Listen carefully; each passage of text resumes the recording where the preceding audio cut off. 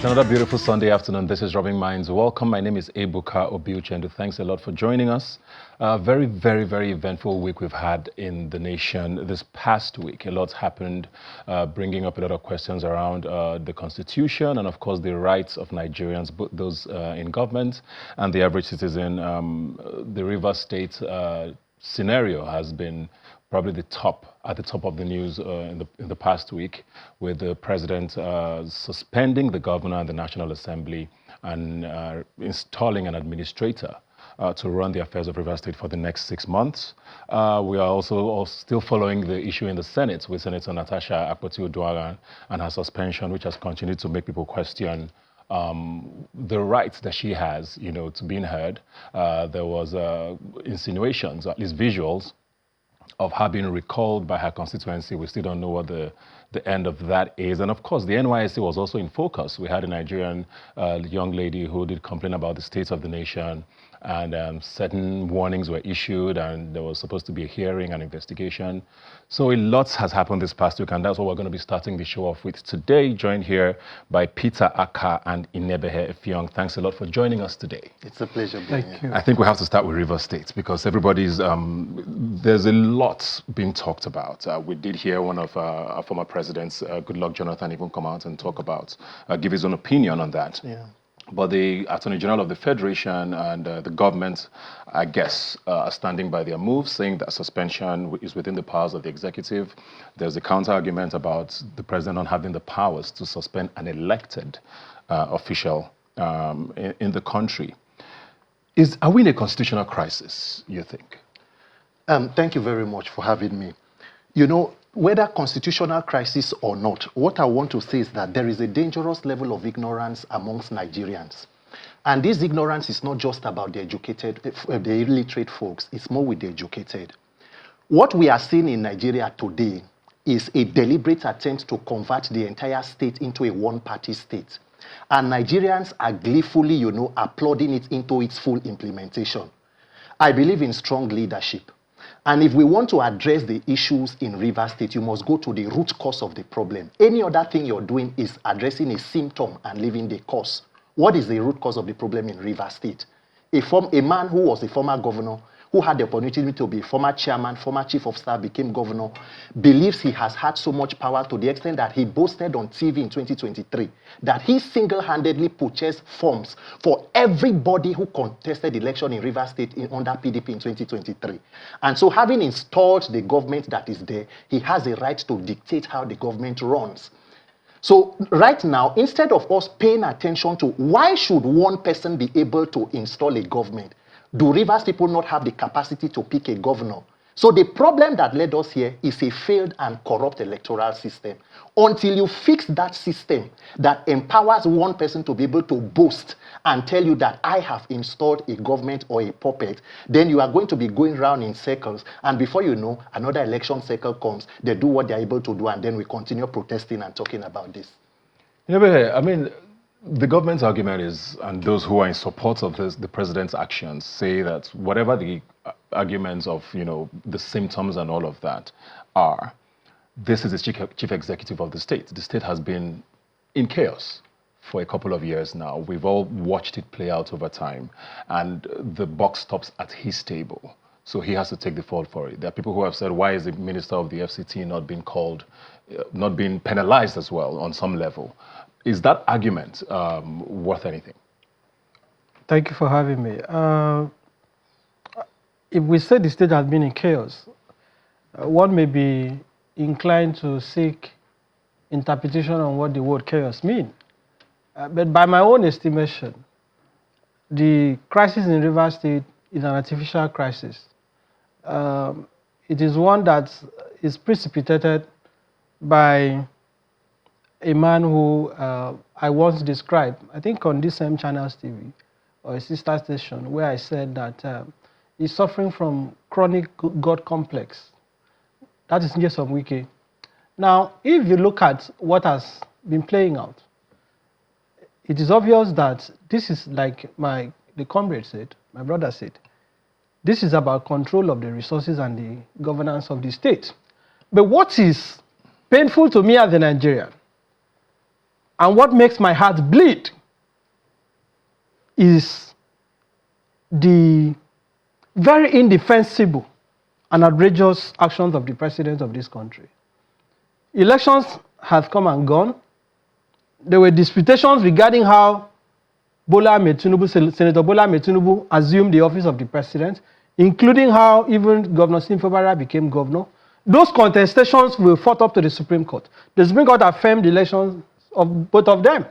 Now, if you are saying that you are declaring a state of emergency in a state, and that on the basis of that emergency, you have now removed, people say, oh, it is suspended. No.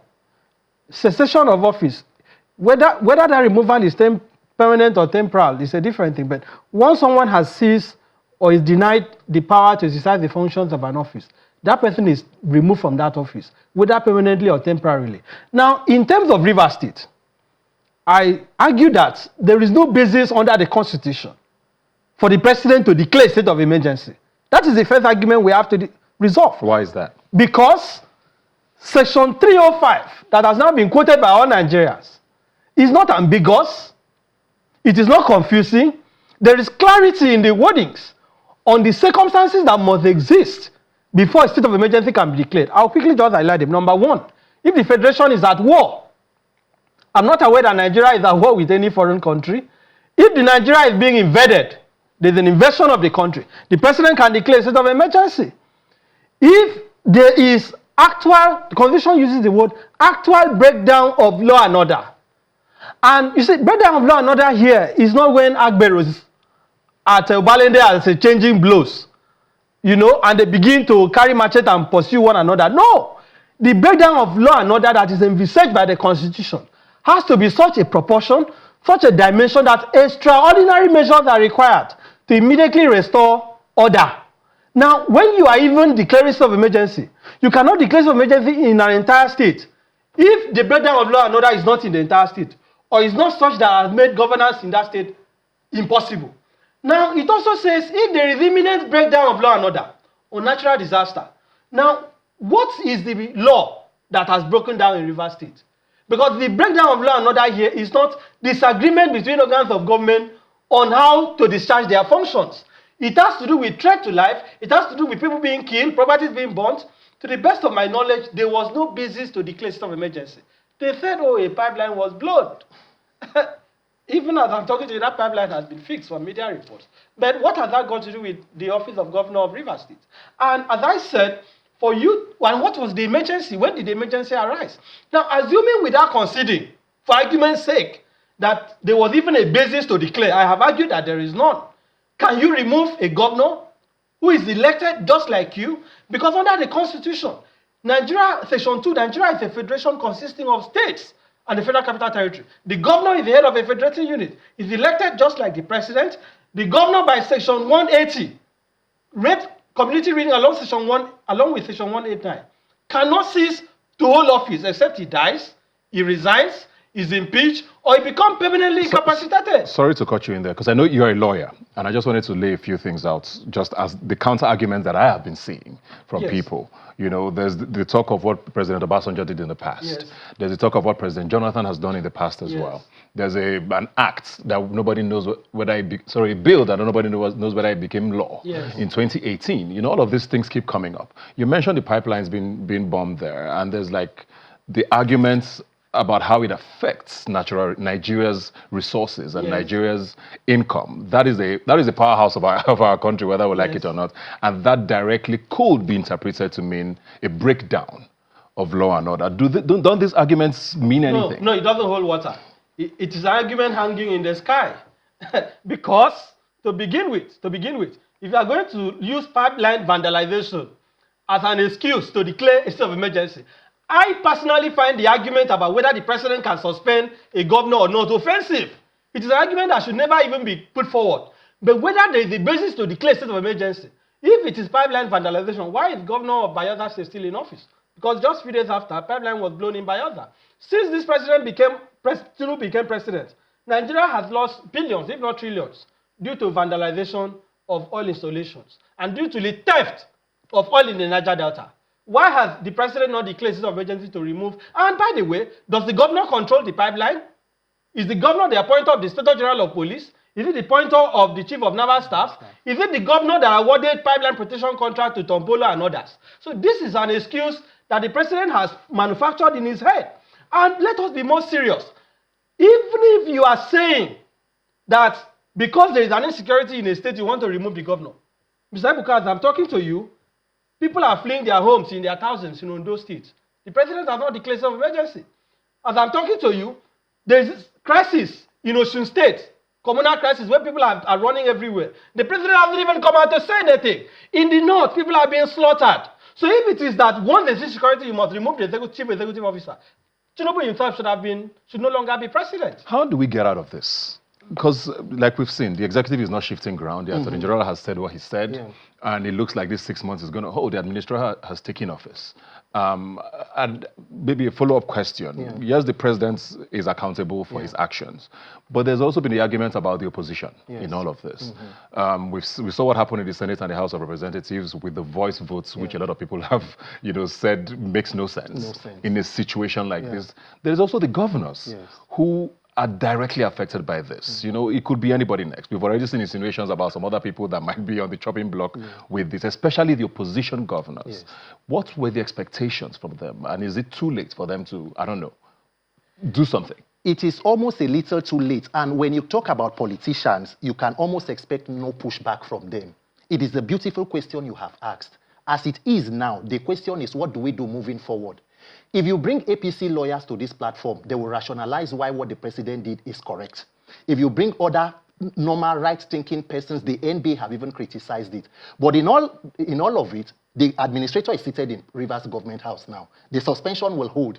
If institutions of democracy were working, the National Assembly should have been the stopgap measure for it. But of course, that institution does not even work as an institution to carry out oversight. It is an extension of the executive. That is what the principal officers, they believe. The question to Nigerians should be asking themselves is, at what point are you able to now put yourself in the conversation? Because what we are discussing, some people say it is agreement between two Godfather and Godson. It is, for example, two criminals discussing how you want to steal or share something that does not belong to you. So you want to take. We are talking about Rivers State Commonwealth. So the people of Rivers State, what is their stake in this? And that is why I'm telling you that has only to do with electoral reform. If not for INEC and the judiciary, a lot of persons who are in the National Assembly will not be there today. If not for INEC and the judiciary, will the Rivers State governor be the governor today? So Nigerians will pay attention to the root cause of the problem, which will mean demanding electoral reform, because what you are seeing now will be played across different states.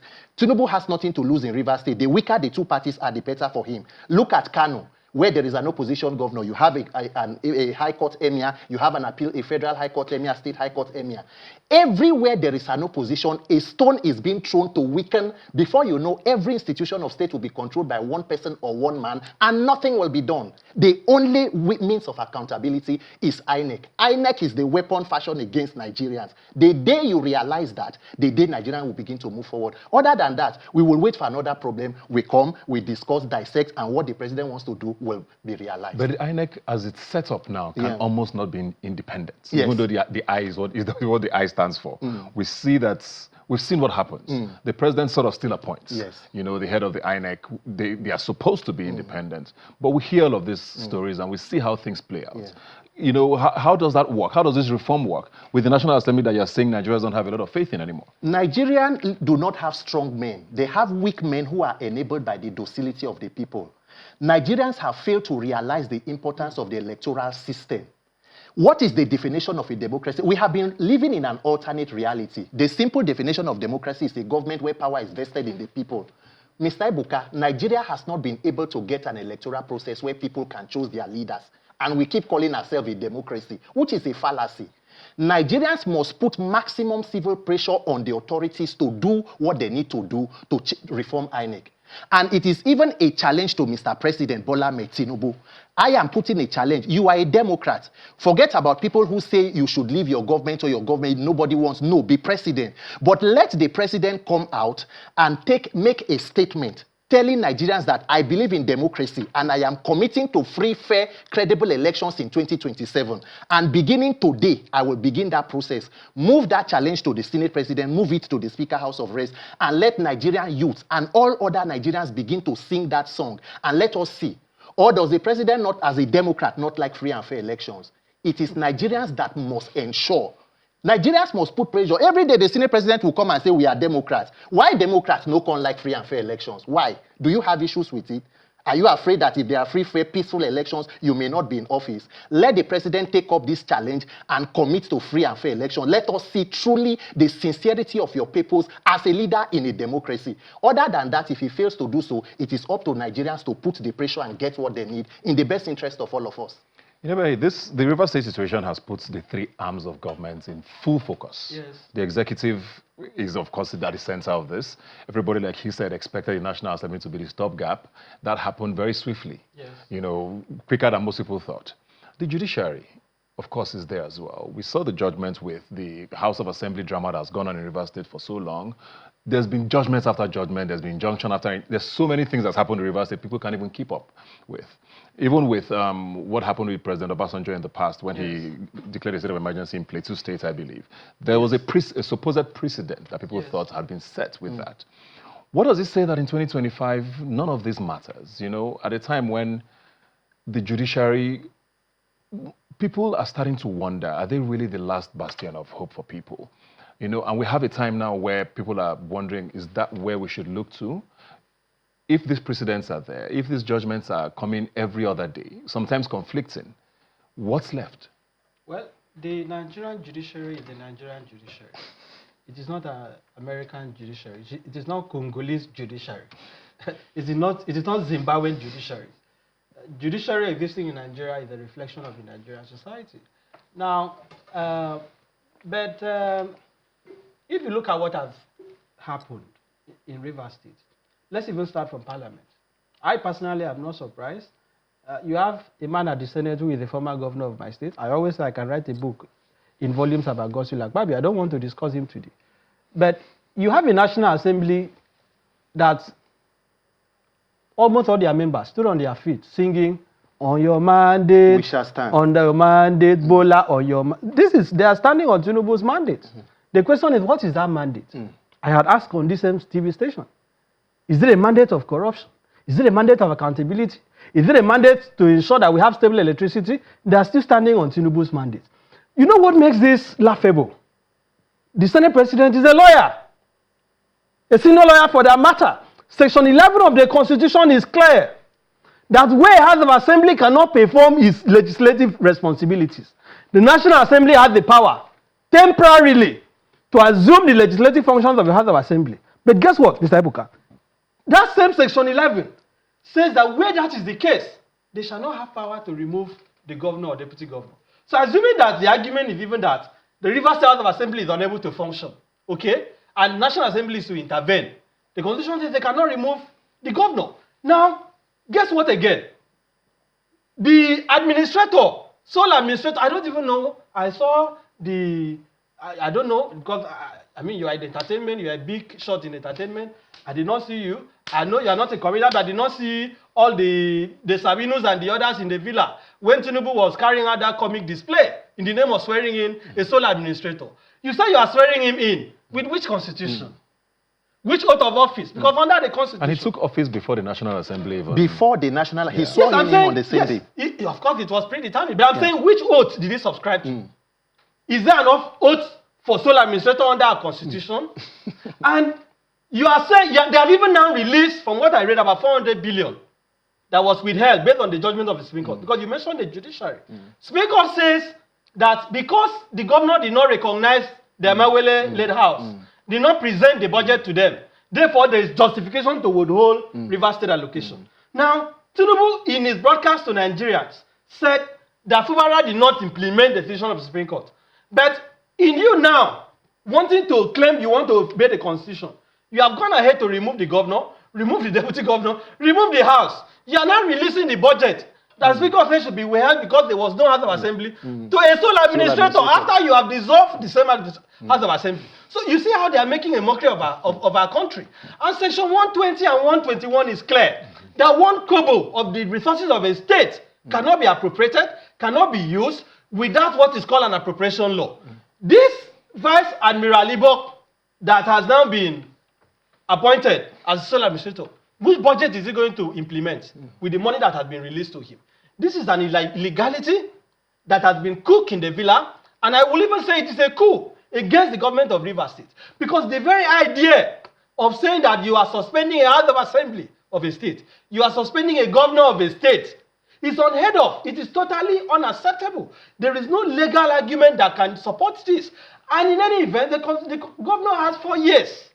He cannot be denied 1 hour of that 4 years, except for the circumstances that are earlier highlighted. So who is the president to say that he can sit in a villa, make a broadcast, and remove the governor? What stops Tinubu tomorrow from suspending the 36 state governors? All he needs to do is to manufacture a non-existent excuse. And that is why the Nigerian Bar Association, which I am a member, the current leadership led by Famozigwe SN, has rightly deprecated what has happened.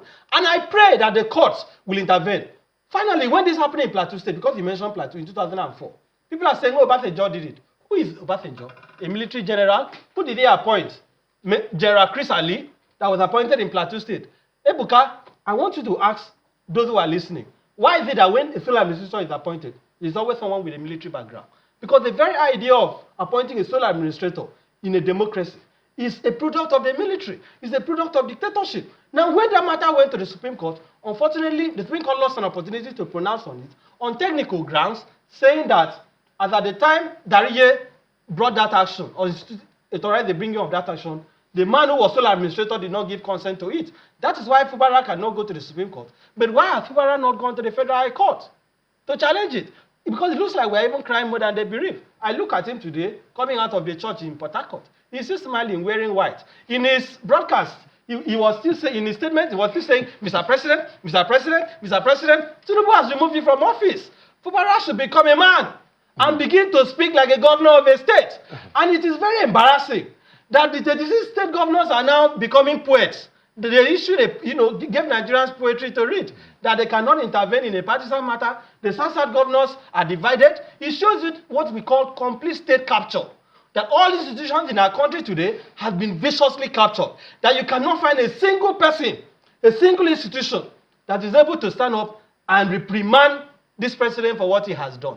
And when Nigerians went to protest during the End Bad Governance, they were charged for treason, for carrying Russian flag.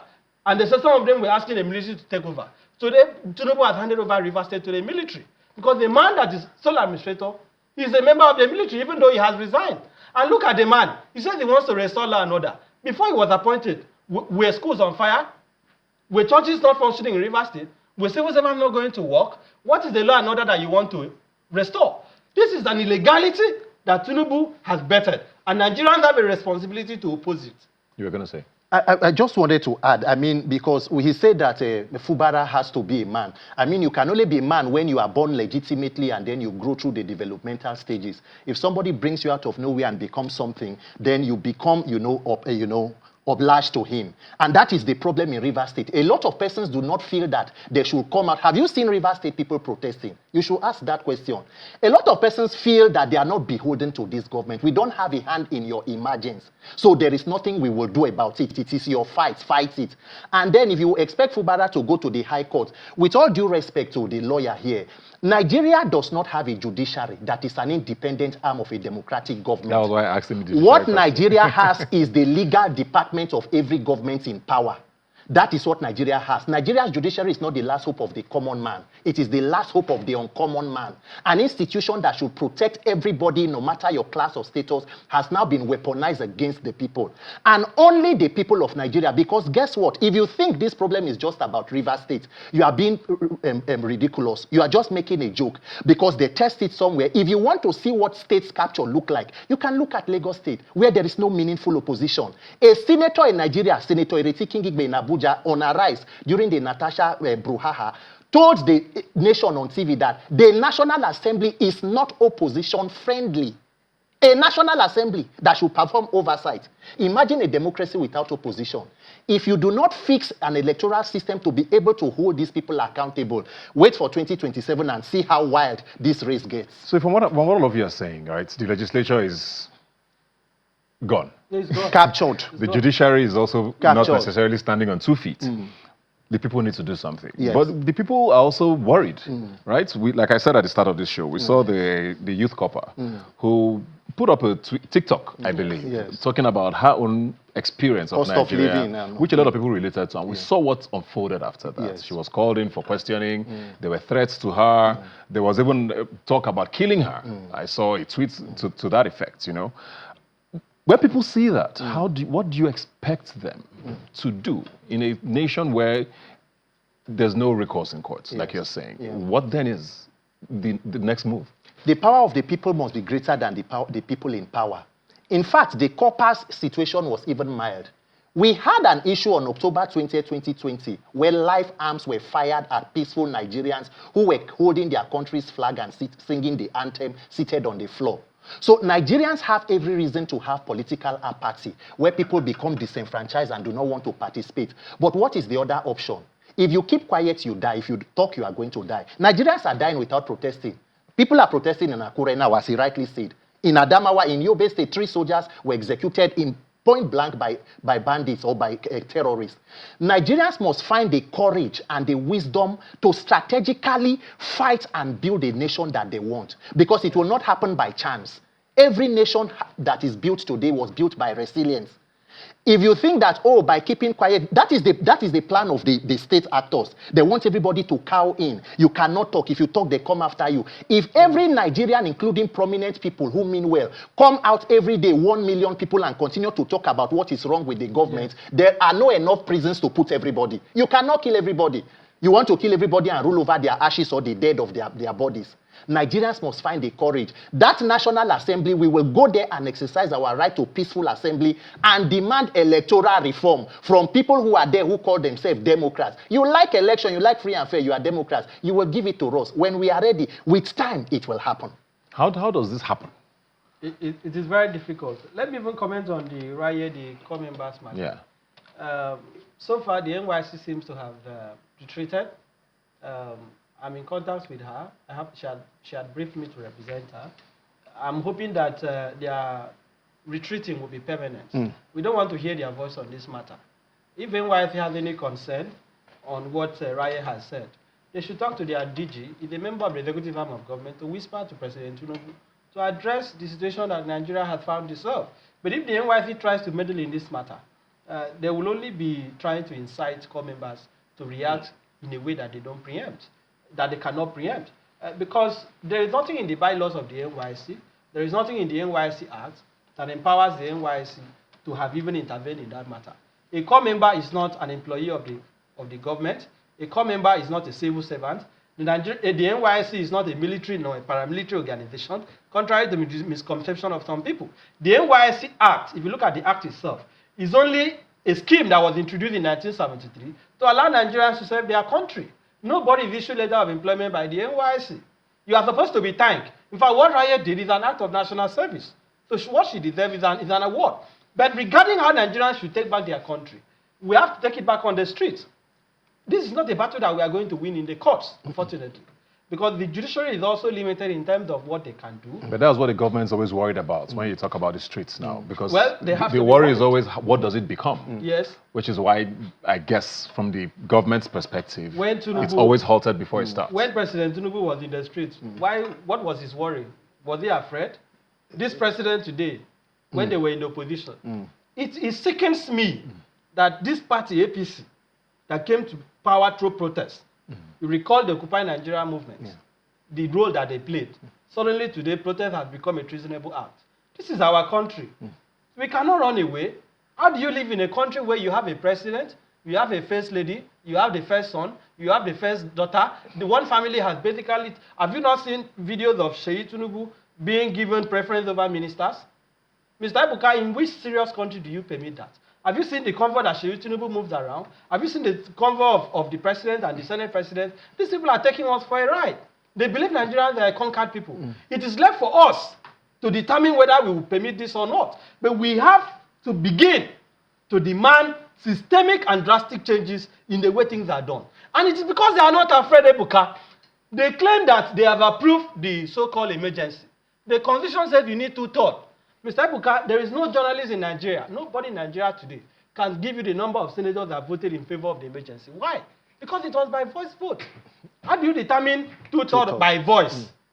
People just screaming, yeah, a year. How do you determine 2/3 of that? How do you determine 2/3 by voice?